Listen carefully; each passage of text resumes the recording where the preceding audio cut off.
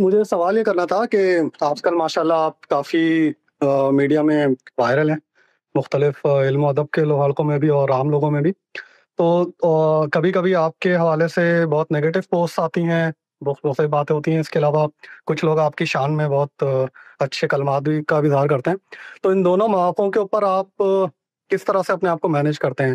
یعنی جب گالی پڑ رہی ہوتی ہے تو تب آپ کیا کرتے ہیں خوش رہنے کے لیے، اور جب تعریف ہو رہی ہوتی ہے تو تب کیا کرتے ہیں آپ خوش رہنے کے لیے؟ جی دیکھیے، اس کا جواب یہ ہے کہ مجھے اللہ تعالیٰ نے جس شخصیت کی صحبت میں وقت گزارنے کی نعمت اور رحمت سے نوازا ہے، ان سے میں نے کوئی اور چیز نہ سیکھی ہو، یہ ایک چیز ضرور سیکھی ہے کہ جس بھی موضوع پر، جس بھی زاویے سے اگر آپ اللہ کے دین کی بات کر رہے ہیں، تو یہ دین کی بات کرتے ہوئے کبھی بھی ذہن میں اس چیز کا شائبہ بھی پیدا مت ہونے دیجیے گا کہ لوگ اس کے بارے میں کیا کہیں گے۔ اور میں نے خود ان کو یہ دیکھا ہے، پچھلے 15 سال کا میرا شب و روز کا 24 گھنٹے کا ایک تعلق ہے، 20 معاملات میں علمی آراء کا ان سے ظہور ہوتا ہے۔ خود مجھے موقع ملا ہزاروں موضوعات پر ان سے گفتگو کا، ایک لمحے کے لیے بھی میرے ذہن میں یہ شائبہ نہیں پیدا ہوا کہ ہمارے استاد جن سے ہم علم سیکھتے ہیں، انہوں نے کبھی لوگوں کو سامنے رکھ کر اپنی زبان سے ایک کلمہ یا ایک لفظ نکالا ہو، کبھی بھی زندگی میں۔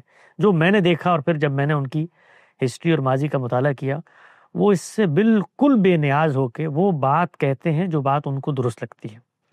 وہ بات بسا اوقات ان کے گرد و پیش کے ان کے اپنے ہم نواؤں کو بری لگتی ہے، وہ ان کو کہہ رہے ہوتے ہیں اگر آپ یہ بات نہ کرتے تو اس سے یہ فائدہ ہو جاتا۔ ادارے کے لوگوں کو جو ایک بیوروکریسی بن جاتی ہے، ہیرارکی بن جاتی ہے، گرد و پیش میں کارکنوں کی تنظیم بن جاتی ہے، وہ توجہ دلا رہے ہوتے ہیں کہ بھئی یہ کیوں بات کر دی، یہ نہ کرتے۔ تو میرا خیال یہ ہے کہ دین کے ایک عالم کو اور کچھ نہ کرے، لیکن یہ عادت اپنے اندر ضرور پیدا کرے کہ وہ لوگوں کی رعایت سے کبھی گفتگو نہیں کرے گا، اس لیے کہ لوگوں کی رعایت سے آپ فنون لطیفہ تخلیق کریں، آپ کوئی ادب کا شاہپارہ بنا دیں۔ خدا کے دین کی تقدیس ایسی ہے کہ اس کو لوگوں کی قبولیت کے پس منظر میں کبھی بیان نہیں کرنا چاہیے۔ یہ اتنی بڑی اور بھاری ذمہ داری ہے کہ ہم روز قیامت جو ہے یہ تمام لوگوں کو پیش کیا جائے گا۔ خود قرآن مجید نے بتایا ہے کہ ان تمام لوگوں کو پیش کیا جائے گا ان شہداء کے سامنے کہ جن کے بارے میں یہ باتیں کرتے تھے، اور ان کو بھی پیش کیا جائے گا اور کہا جائے گا کہ اب بتاؤ کیا کرو گے۔ تو اگر دین کے علماء بھی لوگوں کی قبولیت اور لوگوں میں اپنائیت اور لوگوں کے اندر بات کو راسخ کرنے کے پس منظر میں دین بیان کرنا شروع کرتے ہیں اس مصلحت پسندی کے تحت، تو پھر میرا خیال یہ ہے کہ ان کو دین کا کام چھوڑ کے کوئی نمک مرچیں بیچنا چاہیے، کوئی اور کام کریں۔ بہت کام ہے، اللہ نے دنیا میں ہنرمندی کے بہت کام پیدا کیے ہیں۔ اگر آپ دین کا کام کر رہے ہیں تو آپ کر کیا رہے ہیں؟ اصل میں آپ یہ بتا رہے ہیں کہ خدا تعالیٰ کی اس معاملے میں یہ منشا ہے، یہ ہدایت ہے۔ تو اگر اللہ کی ہدایت وہ ہے جو آپ سمجھتے ہیں اور آپ لوگوں کی رعایت سے اس کو بیان نہیں کرتے، تو آپ کر کیا رہے ہیں؟ آپ اصل میں احداث پہ دین کر رہے ہیں، آپ دین کو بدل رہے ہیں، آپ دین کے اندر مخمصے ڈال رہے ہیں، آپ دین کے تار و پود بکھیر رہے ہیں۔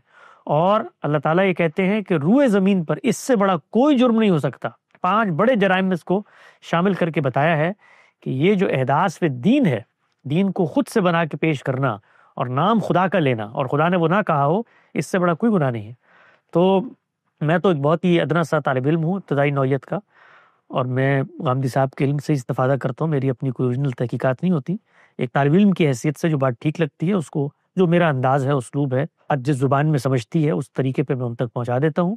اس کے بعد لوگ گالیاں دیتے ہیں، وہ جانے اللہ جانے، لوگ دعائیں دیتے ہیں، اگر اچھی بات ہے تو اللہ تعالیٰ ہمارے حق میں اس کو پوری کر دے۔ مشکل ضرور ہوتی ہے، یعنی آپ نے یہ دیکھا ہوگا کہ لوگ جب آپ پر تنقید کرتے ہیں تو سب سے پہلے آپ کی بات بگاڑتے ہیں، وہ آپ کی بات ایسے بیان کرتے ہیں جس طرح آپ نے کی ہی نہیں ہوتی۔ پہلا مرحلہ یہ ہوتا ہے۔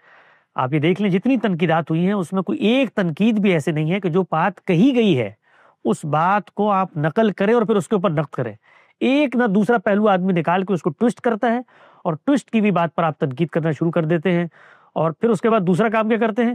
تنقید علم کے زاویے سے نہیں ہوتی، وہ نیت اور محرکات کے زاویے سے ہوتی ہے کہ بھئی یہ بات انہوں نے اس لیے کی ہے کیونکہ ان کے پس پردہ مخفی عزائم اور ان کی نیت اور ان کے محرکات یہ ہیں۔ تو شروع میں سچی بات ہے، بطور انسان کے تھوڑا دل بھی دکھتا تھا، لیکن جیسے ہی اتنی عظیم شخصیت کے ساتھ وقت گزارا تو اب کوئی فرق نہیں پڑتا، واللہ کوئی فرق نہیں پڑتا۔ اور یہاں تک بھی فرق نہیں پڑتا کہ خود جب کوئی مذہبی فکر ڈیولپ ہوتی ہے نا تو اس کے اندر کارکنان کی اور اس طرح سے اس کے محسنین کی جماعتیں بننا بھی شروع ہو جاتی ہیں. خود ہماری اپنے فکر کے ساتھ ہی معاملہ ہے. بہت سارے لوگ ہیں وہ اس فکر کے ساتھ ایفیلیشن کا اظہار کرتے ہیں. ان کا دل دکھتا ہے جب سوسائٹی میں یہ فکر کہیں اس طریقے سے منفی طور پہ زیر بحث آئے تو وہ مطالبہ کرتے ہیں کہ آپ اس طرح کی بات. تو کارکنوں مذہبی کارکنوں کی نفسیات میں یہ چیز پیدا ہو جاتی ہے, وہ اسی طرح کی عبادت جاری ہوتی ہے. لیکن ہم لوگ جو دین کی ارج لے کر آئے ہیں اس طرف, ان کے پیش نظر کچھ نہیں ہے. یہ سارے کے سارے لوگ کل گاندھی صاحب کو چھوڑ جائیں, یہ المورد کا خاتمہ ہو جائے, یہ کارکنان اس کا حصہ نہ بنے, وی ڈونٹ کیئر. سچی بات, مجھے کوئی فرق نہیں پڑتا. یہاں تک کہ کل ہمارا اپنا ادارہ آگے بڑھ کے کہے کہ جی ہم آپ کی آراء کا سہارا نہیں لے سکتے, ہوں گے السلام علیکم جی, ہم کسی اور پلیٹ فارم پہ جا کے بات کریں گے, سڑک پہ کھڑے ہو کے منادی کریں گے. ان چیزوں سے جب تک کوئی طالب علم اوپر نہیں اٹھتا اس کو دین کا کام نہیں کرنا چاہیے. اور میں آپ کو بتاؤں, میں مذہبیت کی کوکھ میں پیدا ہوا ہوں. میں ان لوگوں کو جن کو کروڑوں لوگ فالو کرتے ہیں ان کے ساتھ میں نے وقت گزارا ہے, ہمارے اعزہ ہیں, اقربا ہیں. میں نے دیکھا ہے کہ وہ دل میں جس بات کو بیان کرنا چاہتے ہیں, حق سمجھتے ہیں, سچ سمجھتے ہیں, صرف اس خوف سے نہیں بیان کر پاتے کہ لوگ کیا کہیں گے. تو اس طریقے سے پھر دین کی جو اصل حقیقت ہے وہ گم ہو جاتی ہے. اور یہ بھی ہمیں پتہ ہے کہ جس نسل میں ہم کام کر رہے ہیں وہ نسل 1-2 دن میں وجود پذیر نہیں ہوئی ہے. یہ نسل پچھلے 150-200 سال سے اپنے تہذیبی بحران اور انقطاع میں کھڑی ہوئی ہے, اور یہ اپنی امت کی علمی روایت سے بھی کٹ چکی ہے.